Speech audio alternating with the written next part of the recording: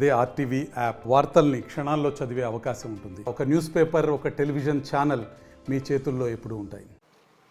అందరికీ నమస్కారం. ఈరోజు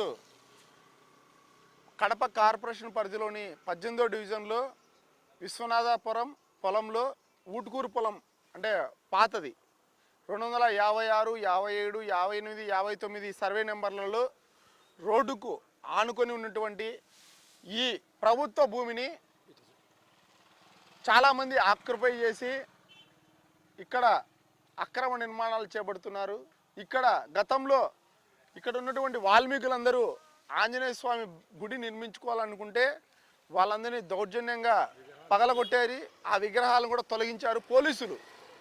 ఏ విధంగా అయితే ఇతర పొద్దుటూరులో ఒత్తాసు పలికి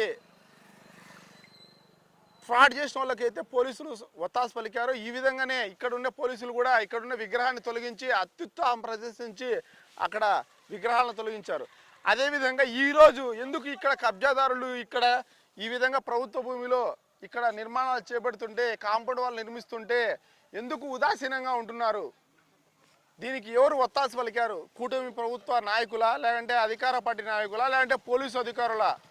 మాకు తెలియాలి. దయచేసి మేము ఒకటే అడుగుతున్నాం, దేవుని మీద, ధర్మం మీద, న్యాయం మీద నిజాయితీగా ఇక్కడ ప్రజలు విశ్వాసంతో వాల్మీకులందరూ ఒక ఆంజనేయ స్వామి విగ్రహము నిర్మించుకొని వాళ్ళు గుడి కట్టుకుంటుంటే వాల్మీకులందరూ దాని మీద మీరు ఎందుకు ఇంత కక్షపూరితంగా విగ్రహం తొలగించారు?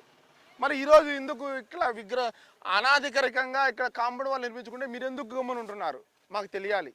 దయచేసి మేము ఒకటే కోరుతున్నాం, ఇక్కడ నిర్మాణం చేపట్టినటువంటి నిర్మాణాలను టౌన్ ప్లానింగ్ అధికారులు ఎందుకు ఉదాసీనంగా ఉంటున్నారు? కార్పొరేషన్ అధికారులు ఎందుకు ఉదాసీనంగా ఉంటున్నారు? ఇక్కడ అధికార నాయకులు ఎందుకు వీళ్ళకి ఒత్తాసు పలుకుతున్నారు? మాకు తెలియాలి. దయచేసి మేము ఒకటే కోరుతున్నాం, లేని పక్షంలో మా వాల్మీకులు ఇక్కడ ఉన్నటువంటి వాల్మీకులు దాదాపు 1000 మంది నివసిస్తున్నారు. వీళ్ళందరి తరపున ఆంజనేయ స్వామి విగ్రహం నిర్మాణం చేపట్టకపోతే, ఇక్కడ అక్రమ నిర్మాణాలు చేపడితే మేమైతే కన్నా కార్పొరేషన్ ముట్టడికి పూనుకుంటాం.